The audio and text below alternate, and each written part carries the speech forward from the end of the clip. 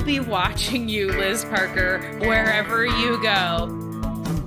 She also judges him for watching Oprah, to which I say, don't be an asshole. And then Amy DeLuca.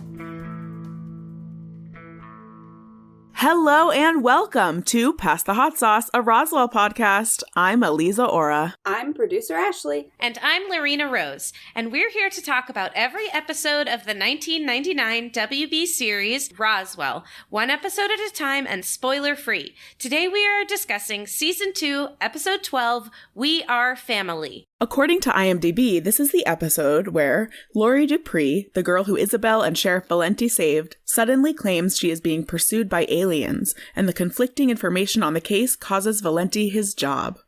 Wow, that's spoilery. Yeah. This episode first aired on the 29th of January, 2001. It is directed by David Grossman and was written by Jason Katims, Gretchen Berg, and Aaron Harberts. We have another Jason Katims written episode. I have a feeling he's probably going to be part of this whole arc of the second half of the season. Yeah, it's a pretty big arc. Makes sense that he would want to have a little more say than normal. Mm-hmm. And I think we've said it before, but this is like we're going into like my favorite part of season 2 and maybe of the series. This like series of episodes that we have coming up. So I'm excited. Yeah, this is and I feel like season 2 does this more than season 1, where like it's fewer standalone episodes. Once we get into the second half of the season, it's really kind of just like these big stories that, you know, like this episode ended with a cliffhanger, which we don't always get. So clearly, like, the string of episodes are very connected. I love a good cliffhanger. And this is a good one.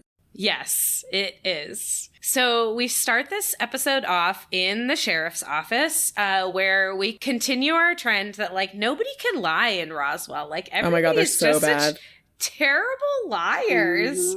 And, like, I know they didn't have a chance to get their stories straight with each other, but they're all gonna get in trouble. Yeah, they fucked up.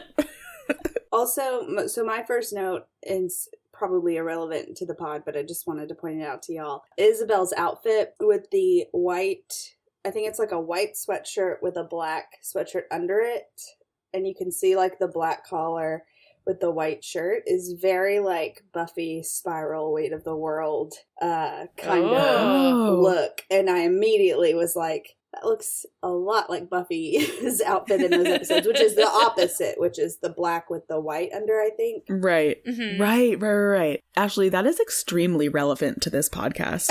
Yes. One, Isabel's outfits, and two, relating it to Buffy. Fair. Yeah. Fair. Isabel's outfits are always important to me. There is a point in this episode where I was like, damn, Isabel looks good, which we'll get to later. Oh, yeah. But back to the sheriff's station. Deputy Hansen is interviewing Max and Izzy, and the judge, which we did discover, is definitely played by Jason Katims' dad. Robert Katims. Yeah. Someone messaged us on Instagram and told us that, yes, it is his dad, and also that's the same, like his dad was also the judge in Independence Day. So every time they have a judge, it's Robert Katims. All right, cool. I love that. I don't remember that's such a small piece of that episode. It's just at the end. I didn't remember that was definitely the same guy. So then they say policy dictates that we set a hearing with the city council to discuss this. So like, oh no. And then I'm also like, what policy? Like policy about when the sheriff finds a missing girl and disagreeing with local teenagers about it? Yeah. This is where I wished we had Lisa and all of her research for her to research local sheriff and like city council policies, because she would probably have a lot of information for us. Totally. So yeah, Lisa is the best researcher. When she's back with us soon, then we'll have her crazy research back. And who knows, maybe she'll, backdate her research or... She's definitely going to listen to these episodes and then be like, they missed all of these things and I have a lot to say. Yeah, I have a lot to say. So I guess while this is pending, they take his badge and gun, which is a huge deal. I feel like this is always happening in TV. I feel like I mean, I feel like it's not happening enough in real life because we have a lot of shitty police violence happening and nobody seems to lose their job over it. Right. So, No. To be fair, they probably do lose their badge and gun while they're placed on administrative leave, which is a euphemism for we didn't fire someone who should be fired. Yeah. Not just fired, but like put on a list of people who shouldn't be able to be in positions of power over other people. Yeah. But we head to the hospital and we find Laurie is in the hospital. She's recovering. The nurse is checking in on her. She wants some juice. I feel like that's very hospital-y. Can we talk about the nurse's giant yellow cardigan? Oh, yeah, sure. That doesn't seem realistic because, like, for nurses and doctors, they usually provide you with, like, a clinical jacket. At least down here. I don't know about other places. Oh, really? But, like, you get, like, a scrub jacket or, if you're a doctor, you get the white coat. And you can wear, like, layers under it, but that's extremely unsanitary to have your cardigan out on top of all of your scrubs. That type of... I understand just, like, a zip-up hoodie unzipped or something, but that... Right, but this is, like, it has a lot of fibers that might be coming off of it. And it's long. It goes down past her hips. Yeah. Interesting. I would have never thought about that, but I don't work in healthcare, and you do. Yeah. Yeah, it's like, now that I think of it, like, yeah, when they have long sleeves, it's tight sleeves and it's under their scrubs. Yeah. I just want to say that Laurie Dupree is played by an actress named Allison Lang. She has not been in a ton of things, but it looks like she was also in a movie called Christina's House that has Brendan Farr in it as well. Huh. Oh. Yeah. So I do love Tess is in a cute little candy striper outfit trying to do undercover. You're shaking your head, Ashley. Is that also, like, not a thing? I just wrote it down. I was like, did they still wear the stripes in the early 2000s? Was that, like, a thing that they still did? Yeah, I've never seen something like that in person. So, yeah, I did write down, am I just from a small town, or did they really wear the red stripes in the early 2000s still? Yeah, I don't know. I mean, I haven't spent enough time... Yeah, I haven't spent enough time in a hospital in the U.S. in general to know if candy stripers really dress like that. Yeah, I also, fortunately, have not. But something tells me, at least in Massachusetts, that they were not wearing that stuff in my lifetime. Probably. Also, just, she's so fucking sassy with her... The sexual dysfunction unit is that way. Yeah. And Michael's like, I wrote hot and saucy or the opposite. I don't know. Did she take it too far? Maybe. But then Michael wants to see this Laurie because Izzy had a flash and he wants to see what she looks like. And they like sneak over to her room and Laurie is missing. She's escaped. She's gone. Dun, dun, dun. Oh no. So we get to Valenti's house. And who shows up but Agent Suzanne Duff, also known as Wallace's mom, Alicia Fennell. Yeah! From Veronica Mars, in case you don't know. And if you don't know, go watch Veronica Mars. Yes. Yeah. This actress named Erica Gimple. She also was in Fame. She's like very well known for Fame. And which...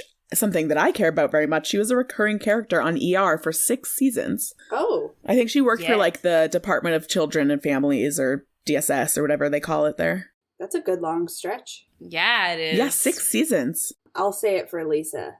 Valenti looks good in this white t-shirt. He wears it well. We have to have someone, Yeah. ogling him. But I love how in control Agent Duff is. She just like walks in like she owns the place. She's like, you got half and half. Your coffee's shitty. Like, this is a woman after my own heart. She wants a good cup of coffee and she's taking charge. Yeah. What I thought was weird is that she said, got any more half and half? Like, how did she know that he had any to begin with? Yeah. I couldn't spot like an empty container on the counter or anything, but perhaps maybe his cup she saw one. Creamed or whatever, that it gets that lighter color. Mm-hmm. She also judges him for watching Oprah, to which I say, don't be an asshole. Yeah, Oprah's great. Also, is it morning? Because, like, he's drinking coffee, which leads us to believe that it's morning. But then she comments that he's watching Oprah, which I don't know about y'all, but where I lived, Oprah was on at 4 o'clock in the afternoon every day. Yeah. So, I mean, is it in syndication? Is there reruns playing in the morning? I think it's afternoon. And he's just drinking coffee. Because Yeah.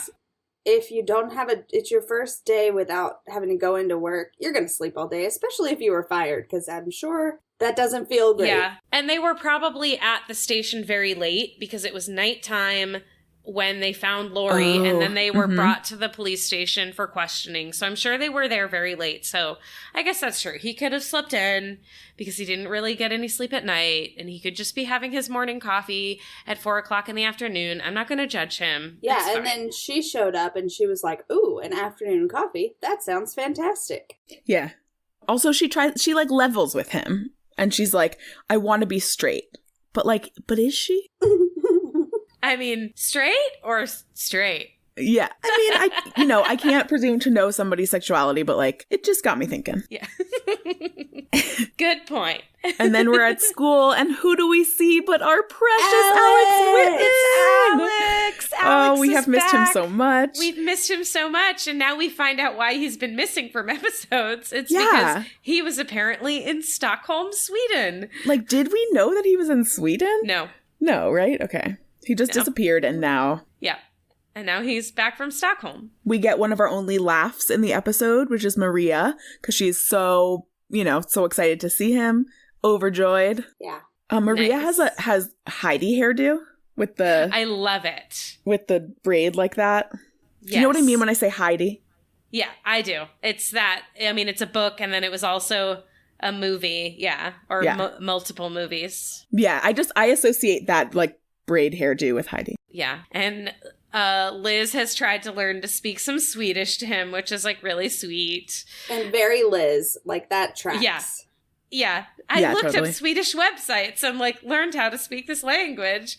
But also, if he was there for a month, like, how much Swedish did he really learn too? I mean, I guess if it's an immersive program, you would have to kind of learn some. It is Alex who probably like learned some before he went. Mm-hmm. That's true. He's nerdy and smart also. Yeah. If he knew he was going, because we Yeah. certainly didn't. Right. Yeah. But yeah, if it was an exchange program, he applied for it, he got in, he was prepared for it. Mm-hmm. But yeah, we get some nice like newspaper, did you see in the paper, here's some exposition. Sheriff Valenti has been fired, and that Laurie girl is missing from the hospital. It was in the newspaper. Perfect. Thank you, newspaper, Yep. for the exposition. So Liz is there too. Liz and Maria both laugh and are excited when he says he's going to show them his slides. I Mhm. believe that is the second and final laugh of the episode. And Max, is talking to them too. And who does it? Wait, I wrote that Max says he needs you. But who did he say that to? So the transcript says that Maria said that about Max to Liz. Oh. Oh, Okay. I wrote M says, but Yeah, so it's Maria telling Liz that Max needs her. Which, they are not a couple. They are not a couple. She owes Yeah, him she's not- nothing. she is not obligated to be there for him or whatever. It is very nice if she wants to be, but like, Yeah. he needs you is not fair. Yeah. I mean, I guess they're trying to be friends at this point, but And she clearly still, has feelings for him. Yeah, And cares about him a lot. absolutely. So Kyle walks right past them in the hallway, and he's clearly very pissed. And yeah, I mean, I would be too if I felt like these people were responsible for my dad getting fired from his job. And he just has increasingly felt like they are messing up his life. Like, even though they saved his life, like, they have also messed up his life in a number of ways from his mindset. And then there's so many things in this episode where I feel like we need our time doesn't make sense jingle. This is maybe a smaller one. I guess if the high school is close to the sheriff's office, we head to the sheriff's office and Kyle has brought his dad some lunch. But then now we're also back in the realm of, so what time was it when he was watching Oprah and brought in to the station to help because now he's brought his dad lunch. I don't know. But he brought his dad lunch, specifically chicken sandwich extra mayo. And I think that's hilarious because Ashley and I were just having a conversation recently about mayo, and I love mayo, and she hates it. I can't. Lorena, how do you feel about mayo? If it's real mayo. Oh, which, delicious. Like, I didn't grow up with real mayo. Like, we grew up with, like, Miracle Whip and, like, stuff that's not... Yeah. So now that I'm a grown-up and I know what real mayonnaise is... Like, homemade mayo is so good. Yeah. Or even store-bought mayo, but that's real but, like, mayo. Hellmann's. Like, the oil and the eggs and, like, you know... But lemon. I didn't grow up ever having that, so... So I have tried both. They are both not for me. You.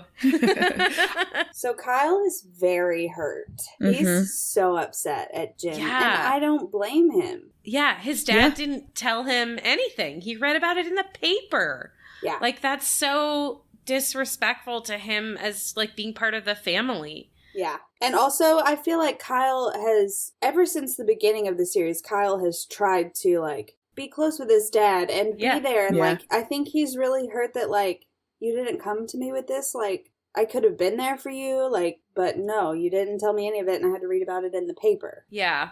Yeah. This has been a consistent problem with Jim and Kyle, that Jim just kind of, like, shoves him aside in favor of, like, more, quote, more important things. And it's gotta particularly hurt, I feel like, because a lot of it is about, like, his dad having a secret and a special bond with these other kids, with like Kyle's peers, but not with him. Right. And he knows now, so, like, he could be involved, but he's still not. Right. They still kept him out of the loop. Yeah. And it does affect him. I mean, Jim Valenti says, as the kids say, yeah, it sucks big, but it sucks big for Kyle. Like, his dad keeps pushing him aside. Like, poor Kyle. Jim said, as the kids say, it sucks big. Did the kids really say that? Like, was there ever a point that kids were saying it sucks big? I mean, I guess, like, people have said that, but I don't know. Yeah. I mean, I always just said it sucks. Yeah, same. I mean, I still say it sucks. So Agent Duff is there, meets Kyle for the first time. This is when I wrote down, I like this agent. She's a badass. She sure is.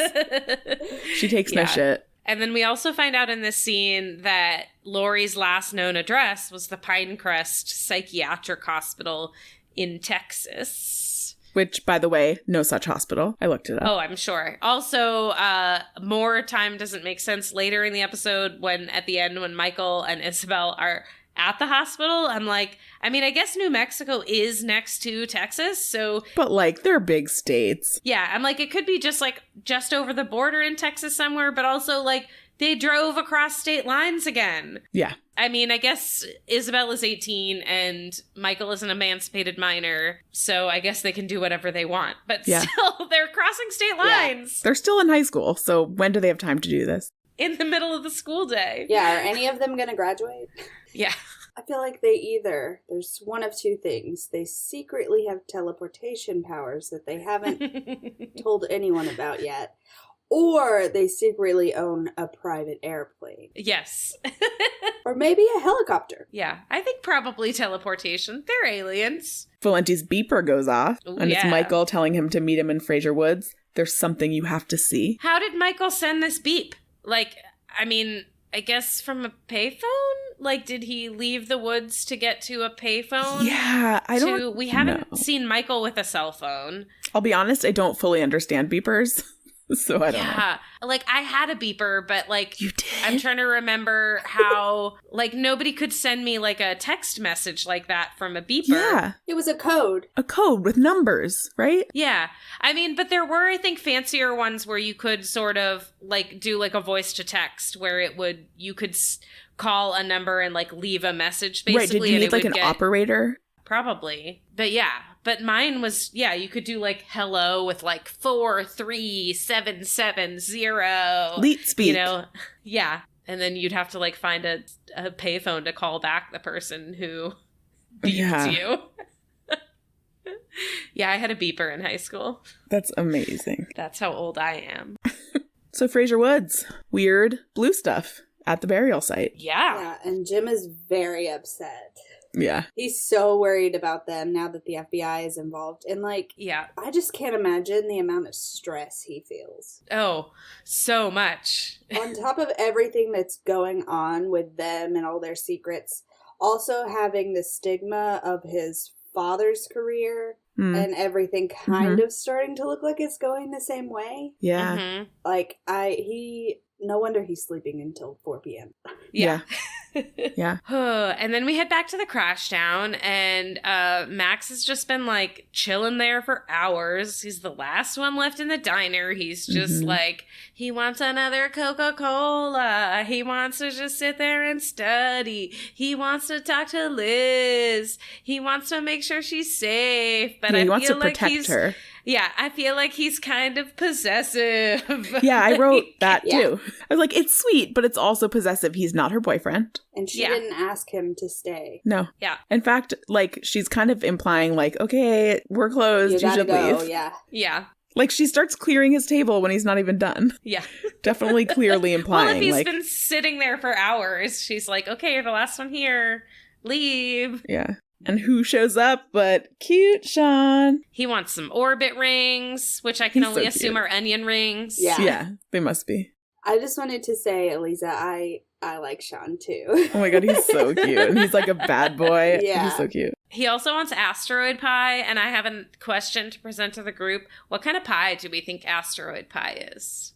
Like a chocolate mousse pie. Yeah. Ooh. That's kind of what I was thinking too, but with like some sort of like green food coloring item added to it. Oh. Interesting. I was thinking like a cookies and cream pie with like like a pie that has like crumbled up Oreos that makes sense. in the pie. Yeah. Oh, like it could be like a chocolate mousse, but with like cookies crumbled up in it and like a cookie crust. Chocolate flakes or something. Mm-hmm. Either way, it sounds good and like something I want to eat. Yeah. Yeah. I'm like, let's just combine them all. It's chocolate mousse with an Oreo crust and like Oreo cookies inside of it and maybe some like green M&Ms inside of it.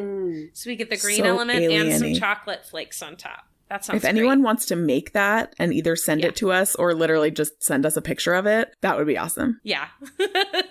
I did notice in this scene, I thought it was cute to see that Max's Coke has the little alien straw in it that like Amy DeLuca supplies the crash down with, which we saw in a much earlier episode. And I thought it was cute and nice to see in continuity that is still something that is happening in the diner for all of the like continuity issues we've had with like the Valenti's house changing and things to see that like the crash down is still using alien straws. I love that. Liz kind of lays down a little line telling Sean that there's no more pie and he needs to leave. He can come back tomorrow. And then turning around and telling Max there's 2 pieces of pie in the fridge and he can stay as long as he wants. Yeah, which I sort of, at first when she says there's 2 pieces of pie in the fridge, what I envision is that she is going to go get her books and come down and study with him, with each of them having a slice of pie. But no, she's going upstairs to hang out with Max's sister and Maria and Alex and like, and just leaving, like Max isn't invited to like attend Alex's slideshow? Right, I didn't even think about that. That, like, theoretically, Max is still downstairs. Yeah. Watching over her. Yeah. Yeah. And Sean still gets back in. Yeah, I was going to say, so does then Max decide to leave when she finally goes upstairs? Because otherwise, like, wouldn't Max have stopped Sean from, or heard Sean in the kitchen? Like... Right, what's the point of, like, watching over her, protecting her if, like, the one time somebody, like, trespasses into her home, he doesn't even catch it? Yeah. And then there's some eerie flute music at the Valenti's because Laurie Dupree is in his closet. And she does not look okay. No, like, she does not. The way that she jumps out, oh. My literal note is, Jesus fucking Christ, she could have been punched in the face or shot. Hiding in a closet like that and jumping out at someone is, that is a way to get hurt. Yeah. Yeah. Someone with, hypothetically, training to not, like, be scared upon, a jump like that and be able to, like, act quickly. So, like, yeah, she could have been hurt. Yeah. Yeah. And then, we head back to Liz's roof for Alex's little slideshow. And this is where I was like, Isabel looks extra cute. Yeah. Her hair is nice. She's looking good. She is excited for Alex to be home. And Alex, like, he doesn't give her the brush off, but he just is like, okay, whatever. He plays it cool. Yeah. And Isabel is like, oh, like, Sweden agreed with you, Alex. Yeah, she looks so good in this scene in particular. Like the whole episode, but this scene in particular, she is looking very good. Yes. And then this is where we see Sean actually breaking and entering into Liz's home. She goes looking for an extension cord, and there he is, just like eating food out of, I don't know if it's either like her home's kitchen, which is assumably separate than the actual Crashdown kitchen. It seems more like she's in her home side of things as opposed to like in the Crashdown. So he just like broke into her house and is eating out of her fridge. Like, go home and eat out of Aunt Amy's fridge. Like, drink milk out of the carton at Aunt Amy's house. Like, I think we skipped something though. Oh, did we? Yeah, more of Valenti with Laurie Dupree. Oh, you're right. Yeah. That he calls Isabel for help, for backup. And he tells Laurie that she needs to see a doctor. And she says she trusts him, not doctors, and that it wasn't a man, it was a them. And they're not from here. That's right. The people who, or the entities who kidnapped her and buried her. Yeah. And he gets a call from Agent Duff and has to leave, and that's when we go back to the balcony.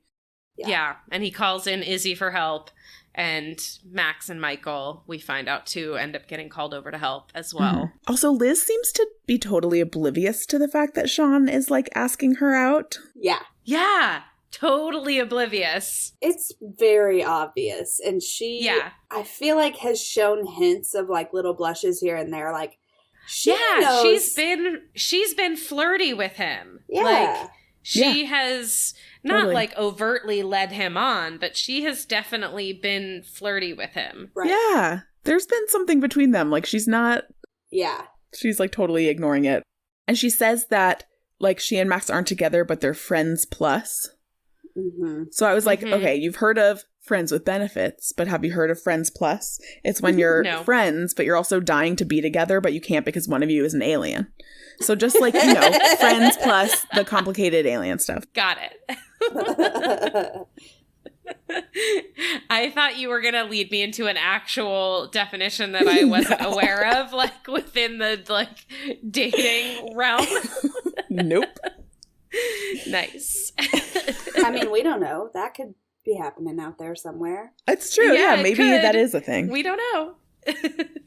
And then, this scene in the grocery store makes me so sad. Yeah. Because Kyle and Tess are grocery shopping, and there's some like small town biddies talking smack about Sheriff Valenti, and Kyle is overhearing it, and he is obviously like upset about it. And then Amy DeLuca. Yeah, coming in Our local hot. hero, Amy DeLuca.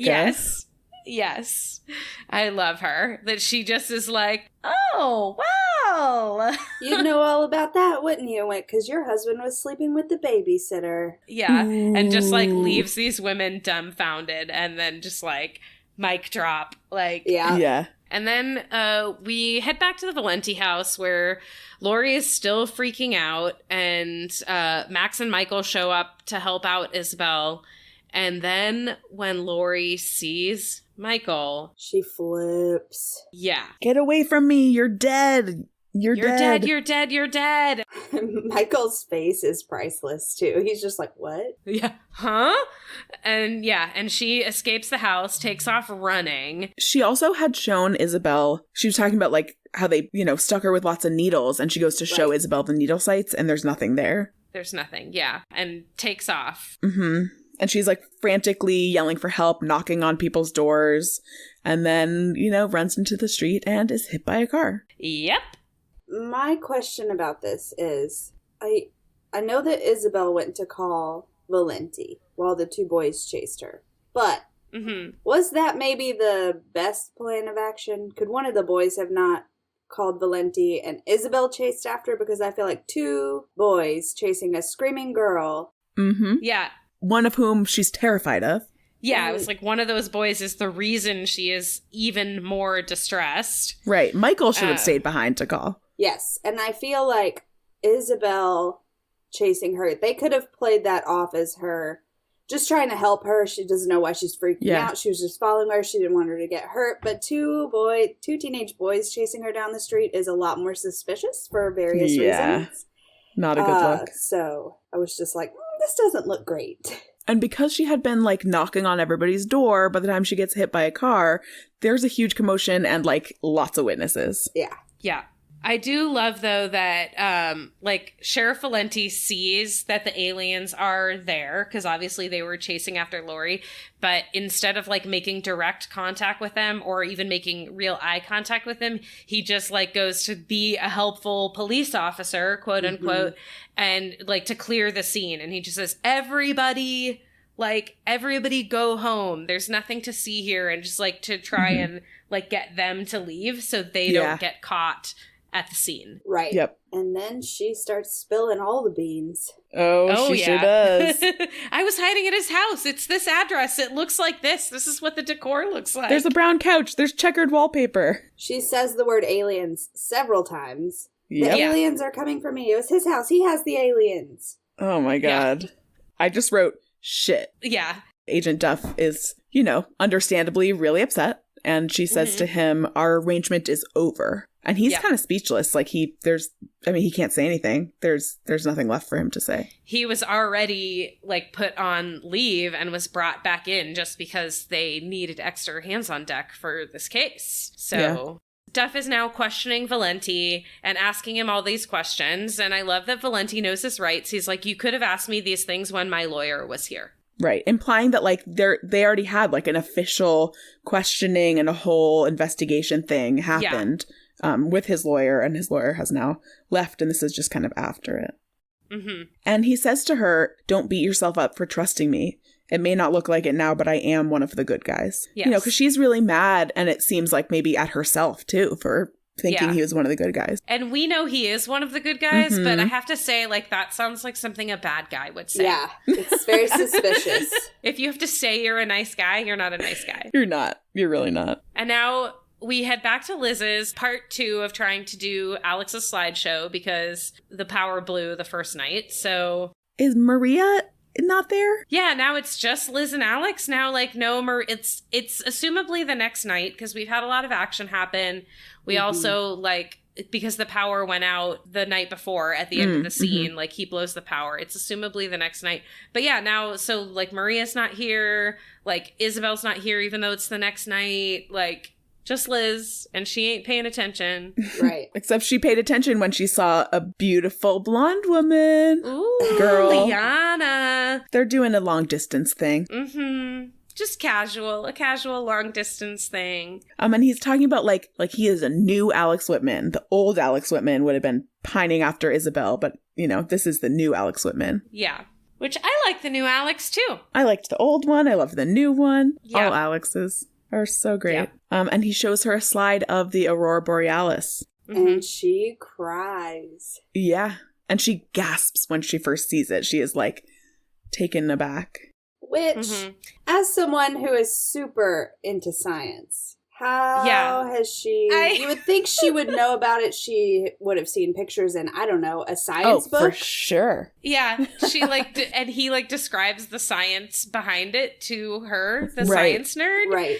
I mean, I guess, like, if he's doing a slideshow and she's seeing it, like, a big projection of it as opposed to a picture in a book, that could be, like, beautiful and overwhelming. But, like... Yeah. Liz knows the science behind it. Liz is the smart one, right? Like, to be fair, I think it is like what she's crying about and is emotional about is more than, the northern lights she's seeing in front of her. Yeah, absolutely. She definitely takes everything he's saying and relates it back to her relationship with Max. Yep. Yeah. And we see that in a couple scenes. But first, we're at school and Max approaches Kyle, who still is fucking furious. Pissed. He does not give a shit. And he says there is a substance in your dad's office, and we need your help. And Kyle's just like, okay, so take care of it. Like, don't involve me. Yeah. Not my problem. Yeah. But Max makes a good argument. Yeah, that it will be less suspicious if Kyle shows up at his dad's office than just these random kids who are already under suspicion about things, which is a good point. And, you know, at the end of the day, Kyle does help him. Also because, you know, Max also makes the point that it'll be even worse for Jim if they find this in his office and he had been hiding it there. Yeah. Yeah. Which, why? Why would you take that to the office, Jim? What are you thinking? Yeah. Take it home. Uh-huh.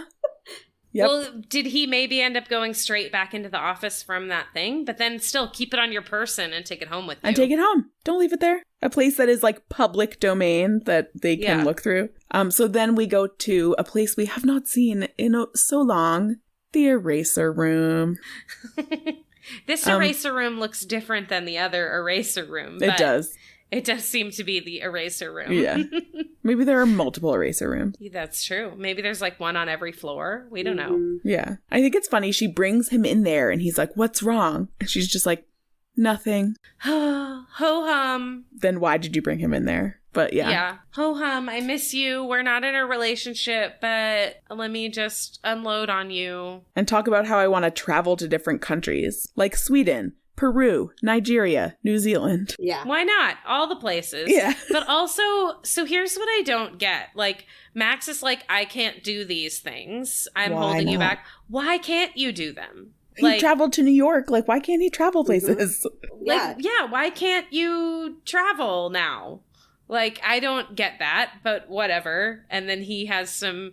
I mean, the Dreamers are probably going to be mad at me for saying this is creepy, but he's like, I'll be watching you, Liz Parker, wherever you go. Oh, and so I'll creepy. be waiting for you when you come back. And I'm like, that is creepy. So creepy. It really is. Also, their body language here is hot, hot, hot, is what I wrote. Like, really, I mean, he turns toward her, like, they look like they're going to kiss. It's like, the body language is really saying a lot. So Kyle does sneak in to his dad's office. He's looking through the drawers and he finds a bag of Big Chew, which I thought at first was like that bubble gum. That bubble gum is called Big League Chew. Yeah, because the Big League Chew is based on tobacco. Yeah. Big Chew, right. Yeah. It's yeah. Yeah. Which also, we've never seen Valenti chewing tobacco, which No, thank it's goodness, gross. because that's a gross habit. Oh, so gross. Yeah, but he's hidden the blue stuff. Kyle finds it and then gets caught by Agent Duff as he's trying to sneak out. I love his little cover story, like, oh, my dad needed to... This is some good lying on Kyle's part, by the way. Absolutely. He's like, my dad was supposed to sign my report card. He didn't do it. I have to turn it in. Like, I came to get it. And just, like, grabs a piece of paper off of the desk. Like, oh, here it is. I found it. Well, so I thought that it was a good lie, but that he wasn't good at delivering it. Like, it was good thinking, but his face was not convincing. Yeah, no, not at all. And the way he just, like, looks down right in front of his face and grabs it and, like, snatches it up. Oh, here it is, right here, haha, like, Yeah. No, he thought fast, like, for a cover story. He didn't execute it well, but, like, good on him for, like, improvising and, like, coming up with a cover story. It's still better lying than other people in Roswell. Yeah. And then thank goodness that Tess is there having his back, and because she uses her mind warp to make the blank piece of paper look like a report card. Saved by the Tess. Yeah. And he's like looking down, like tail between his legs as she's looking at the piece of paper. At Duff is looking at the, ostensibly blank piece of paper. And she's just like, I didn't like trigonometry either. So pretty awesome. Thank you, Tess. Yeah. And then we head to the city council office where we get Valenti reliving his trial. I love this. I mean, it's very sad, but the way they shot this with him in the empty room, sitting alone, and we get to hear, like, the final call or whatever, and it's so sad. Yeah, and I felt like this too, like, it is a poignant moment the way they filmed it, but it also was like a clever way for them to get out of having to have more actors and more things in the set going on, but it does come off as a very poignant moment as well. And just like a simple, like, it happened and he just can't even bring himself to leave. He just is reliving it in his mind, which, like, who of us doesn't do that when something shitty happens? Right. Just keep reliving it in your head and continuing to be upset about it. Yeah. Yeah. we head back to the crash down. The gang is all here. Kyle is pissed off. He wants everyone to stay away from his family. And the look in Tess's eyes when he is saying this, she is so heartbroken and upset, and it makes me sad. Yeah, it is really sad to see her face. Yeah. I mean, I think it's pretty clear that he's talking about Max and Max and Michael, but coming from her perspective, like, that's heartbreaking. Yeah. Yeah. Especially as close as they've gotten. Mm-hmm. Yeah. It also sucks because, like, it's not their fault. Like, they don't want to have this drama either. They don't want this stuff to happen either. Yeah. Also, why did he feel the need to move that blue thing into a clear bag? Like, leave it in the big chew bag. Keep it hidden. He also, when he goes to pass it to Max, drops it, like, you know, one of those classic bully moves. And you see people's faces. I mean, it's very, like, that is a symbolic move. Everyone was kind of shocked by it. Yeah. And it's like one thing if he did it while, like, quickly passing it to him and, like, looking a different direction, but he stares him right in the eyes and drops it. Oh, yeah. It was very clearly on purpose. Mm-hmm. Yeah. And then we've got just our Fab 3. Tess is not present in this moment, I believe, but we have Michael really wants to figure out the blue crystals, but Max and Isabel are more worried about Valenti, and Michael is just being so Michael. He's like, what? He gave up a crappy job. Like, so what? Like, but he also makes a good point. He's like, Valenti chose this, so let's, like, he chose to help us, and yes, he lost his job, but let's make that worth something. Yeah. Like, so we need to finish this. We need to find out what's going on because he went out on the line for us and started this, so we need to finish it. Mm-hmm. Yeah, like, he starts off talking, it seems like he's just being a jerk, but really he ends up being, like, you know, like, really revering, I don't know if that's the right word, but Valenti, and, you know, grateful for the sacrifice he's made for them. Yeah. Like, that's not lost on him. Right. And then Max just takes, you know, out of the closet, he's, oh, look, I have a microscope. Yeah. And those cells are all glowy and sparkly and blue and pretty. I laughed out loud when I saw them. Like, oh yeah, that looks real. Sure. And they're pulsing, as he says. Yeah. And then back at the Valenti house, Valenti is sleeping in again, sleeping his day away. Messy hair. And Amy shows up to take him on a picnic. It's so sweet. And to go on some paddle boats. Yeah, she's got a picnic basket. She's got a day planned. And then when he tries to get it, he's like, oh, I need to clean the gutters. She's like, okay, I'll clean the gutters with you. Like, she just is like, I'm here to be here for you. You need a friend in your life right now. Let me be your friend. She also says she brought her killer potato salad, to which I say, yum, and... Does it have mayonnaise and mustard in it? Because it better. That would be rockin'. Sorry, Ashley. I prefer mustard potato salad, but I get down on some potato salad. Yeah. Yeah. I can eat stuff that's like made with mayo. I cannot eat mayo on a sandwich or like on, thank you. Yeah. Thank God when we go back to the crash down, it's mustard they choose to use. Yeah, to squeeze our problems into, which is like... What do you think she wrote? Grow up? She wrote grow. Grow. I think because just she wants to grow. But grow isn't a problem. It's a goal. No, it's not. Right. Yeah, she wants to grow beyond Roswell. Don't eat your goal, eat your problem. I guess that's why I thought it was weird. I was like, grow, and then I thought, is she writing grow up? So when he lifts it up to see what she wrote... It's talking to him? Yeah. I don't know. And also the way that she... Oh my God.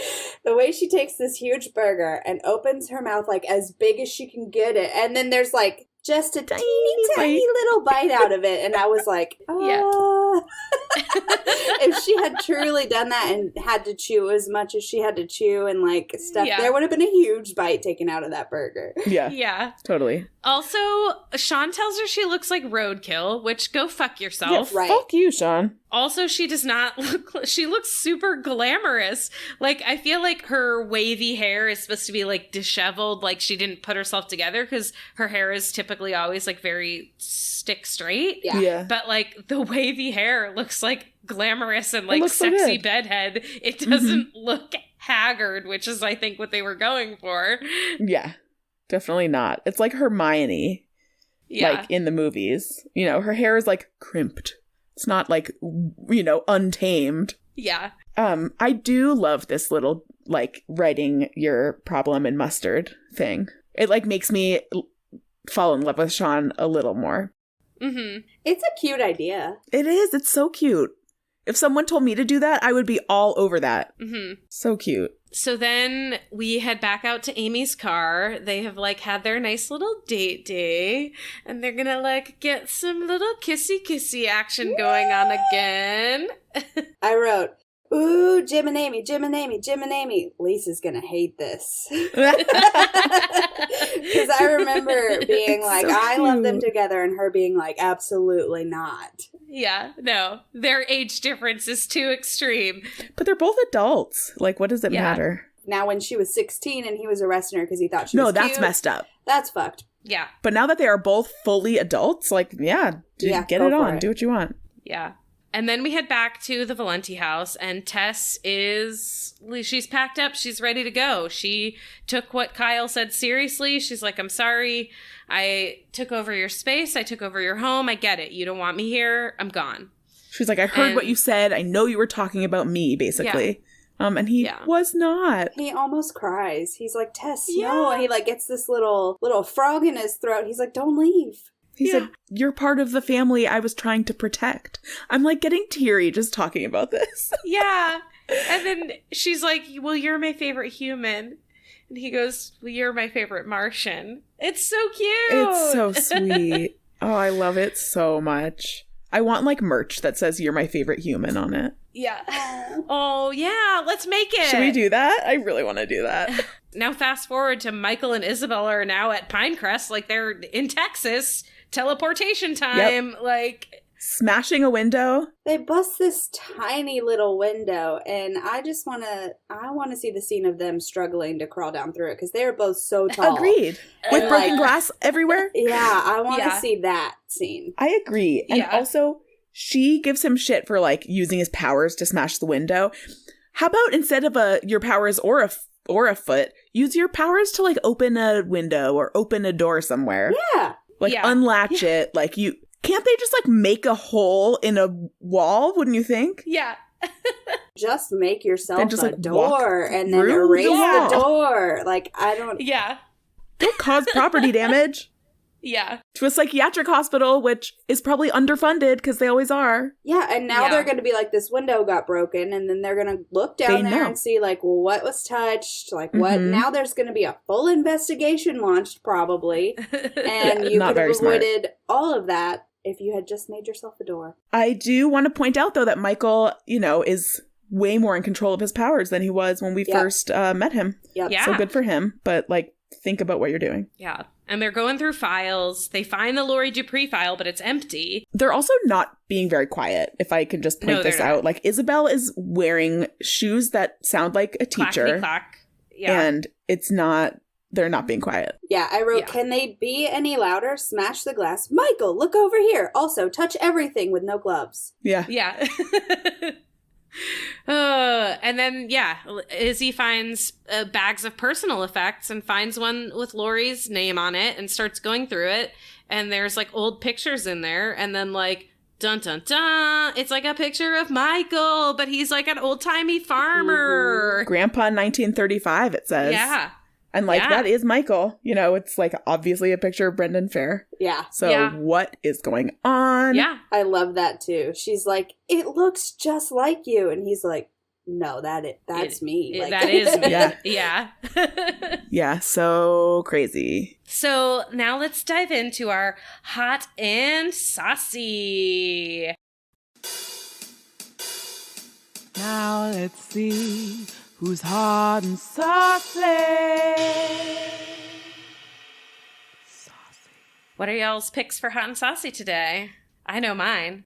Mine is Amy DeLuca in the store sticking up for Jim, because I feel like she would have done that regardless, but she sees Kyle and she's like, oh, hell no. And so she goes in hard. And I mean, Amy is always hot, but she is particularly saucy in this moment, and I am here for it. Hell yeah. My hot and saucy is Agent Duff when she shows up at Valenti's house in the beginning and she's just like, walks in like she owns the place and she's like, you're going to help me. I need this. I want a promotion by age 35. I'm a powerful woman. Where's your coffee? Like, that's my hot and saucy pick. So I wanted to give my hot and saucy pick to something with Sean, but there wasn't like there were specific moments that I liked, but not that I felt were hot and saucy. So my hot and saucy for this week, for this episode, goes to Tess in her candy striper outfit. Nice. Telling Michael that the sexual dysfunction unit is that way. Nice. Because she's definitely saucy and like she looks so damn cute in that outfit. Nice. Thanks for joining us. We'll be back in 2 weeks on Tuesday, March 23rd with Season 2, Episode 13, Disturbing Behavior. You can follow us on Twitter and Instagram at Roswell Hot Sauce, or find us on Facebook at facebook.com/Roswell Hot Sauce. As always, you can find show notes and more info over at roswellhotsauce.com, or you can send us an email at roswellhotsauce@gmail.com. Pass the Hot Sauce is produced and edited by Ashley Hullett. Our theme music is by David Belcourt, and our logo was designed by Billy Murray. Until next time, remember... It may not look like it now, but I am one of the good guys.